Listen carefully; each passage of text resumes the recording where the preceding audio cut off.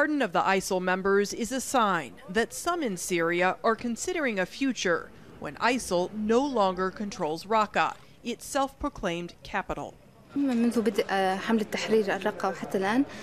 of respect for our own principles and in keeping with our statute, which is to pardon and grant mercy whenever we can towards our people in Raqqa and in Syria. Syrian Democratic Forces, or SDF, says it captured the men as part of their offensive in Raqqa, after determining they were low-level fighters with, quote, no blood on their hands. They were handed to the Raqqa Civil Council. It's expected to govern the city when it falls.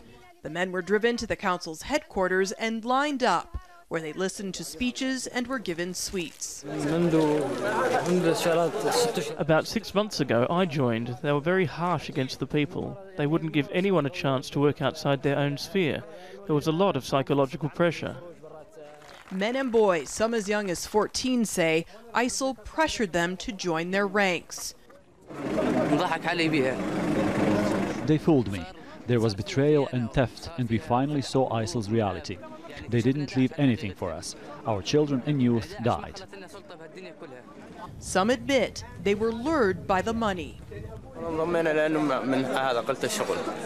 I joined them because I needed to work. There was no work, and they used violence. The end of Ramadan amnesty is the first step in laying out a foundation for a post-ISIL future, one that emphasizes reintegration and rehabilitation. These men were lucky enough to be reunited with their families, but for those who have been terrorized by ISIL, perhaps the biggest task facing them is accepting the former ISIL fighters back into their communities. Natasha Ghanem, Al Jazeera, Gaziantep, Turkey.